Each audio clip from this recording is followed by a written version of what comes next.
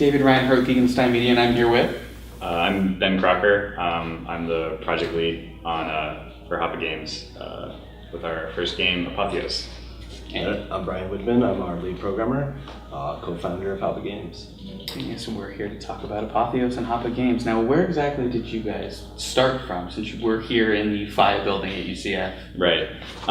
So I guess while we're still going to class here, me and Brian have been constantly talking about starting a business, and we would go outside and just talk over and over and over again about doing this. And finally, it came down to the point where we knew that this venture class thing was happening, which is kind of like an incubator here. Some people go off and do internships, and then other people will stay and try to start a product. And because we knew that that was happening, we decided to get as many people as possible really interested in doing something together, and then bring it all together. And then we just started. That's pretty much it. So had you guys worked with all the members of your team before, or was this the first time you'd ever actually worked, I guess professionally, but just in a team setting with them? Yeah. Go ahead. It's kind of funny. Ben and I have actually never been on a project together. Yeah. We built numerous games, capstone games, rapid prototype games. Ben and I have never worked together, but within our team, like we've all worked with everybody in our teams on different projects at different times throughout the cycle here at FIA. Yeah, even all the artists in their undergrad, they all work together on animation projects. So they were doing 3D animation and 3D modeling way before we ever knew them. And then when we all got to FIA, we all did the rapid prototypes, which are just the 2-week productions, and then we did the 8-month-long capstone projects, and everybody's been working together for the past 3 or 4 years, at least on the art side. Excellent. So where did you guys get the idea for your first game? So Apotheos started out with one of our concept artists.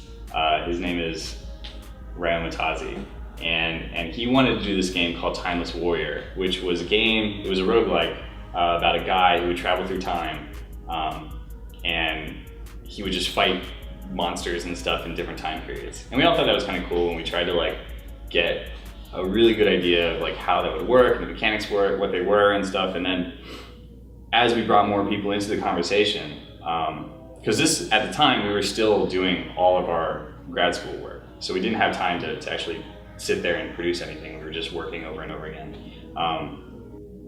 We started to see some faults in that, I guess. And so eventually we came upon the idea of Apotheos. And it's just iteration over and over and over again. Now, I love roguelikes. They're an awesome genre. I can't say I played Rogue back in the day, but I mean, I've been following most of the modern ones. I mean, the indie scene seems to be burgeoning with them. But it's a pretty difficult genre for your first real game to go into. Have you had any challenges, moving into a randomly generated environment game? Yeah, well, I mean, it's something we built pieces of this throughout FIA.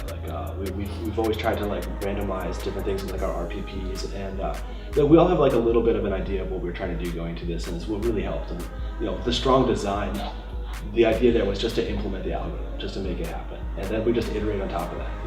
If this isn't being random enough, we'll tweak some variables, and we really feel like we're getting into a good spot right now.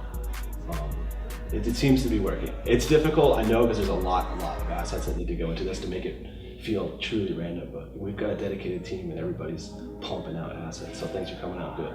Yeah, and I guess some of the things too, events, Spelunky has events, Binding of Isaac has events, different, there's so much more content that we need to keep working on, but that's the whole point of this. We have a very short dev cycle. I mean, we're trying to release at the end of December.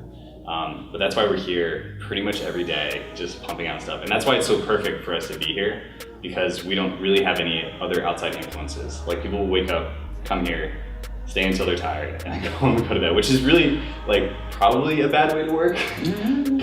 but in terms of getting this stuff, everybody's really passionate about it. Everybody's played all the roguelikes that you could possibly think of. And everybody knows what they need to do to make this game good. So, where are you guys at right now with Apotheos? What are your features that you are bringing in that you want to make Apotheos stand out in the market? So a few things that we're doing, along with like the art style, is that's first and foremost the biggest thing that we're trying to get across. A lot of roguelikes now that we've seen, a lot of indie games that we've seen they don't really have such a strong art team that we do. Like we have 8 artists. They all come from really heavy art and 3D modeling backgrounds. So we're really trying to push that in the forums that we're involved with on Twitter, on Screenshot Saturday. And the other thing that we're trying to do in terms of roguelike gameplay mechanics, we have our random spell generation. So we have different classifications of spells that you can pick up and lob them out in enemies. But as soon as you pick one up, you don't really know what's going to happen. I think you can probably explain that a little better than I. Yeah, so, I mean, we've been trying to think about it in terms of like base stats, things like speed, gravity, size, things like that will always be random every time you cast it, or every time you pick up a new spell. But we also want to think about like attributes attached to them, so things like boomerang, or maybe they bounce, or maybe they're like sticky bombs, and like you can just like throw them onto the enemies, and like as they run around, maybe they go into the horde of other enemies and blow them all up.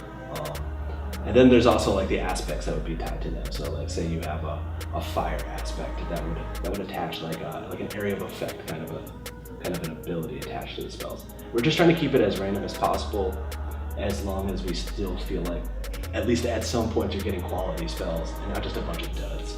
Yeah, but sometimes you could get trash. I mean, sometimes that's kind of the point. Yeah, the point is like when you pick up a spell, you're never really gonna know what you get, you know?